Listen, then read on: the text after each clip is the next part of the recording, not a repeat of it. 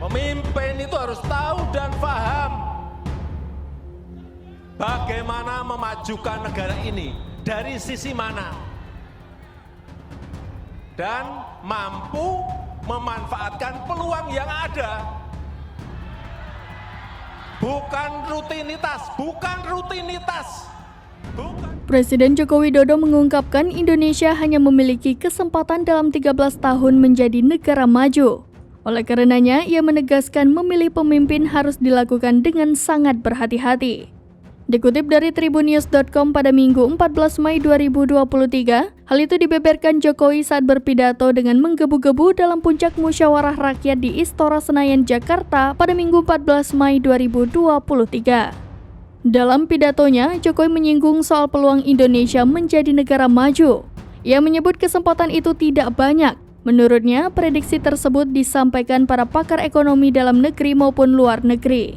Kepala pemerintahan menuturkan kesempatan 13 tahun ke depan ini karena bonus demografi akan muncul pada 2030-an.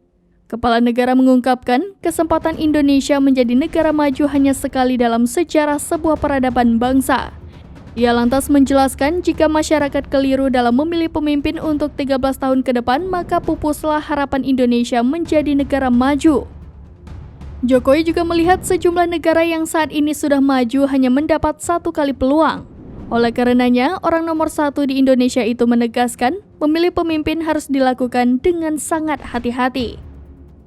Jokowi tidak ingin Indonesia tetap menjadi negara berkembang atau terjebak sebagai perangkap pendapatan menengah. Artinya, negara berhasil mencapai tingkat pendapatan menengah, namun tidak dapat keluar dari tingkatan tersebut untuk menjadi negara maju. Untuk itu, Jokowi menegaskan pemilihan presiden tahun 2024 sangat krusial, harus tepat dan benar.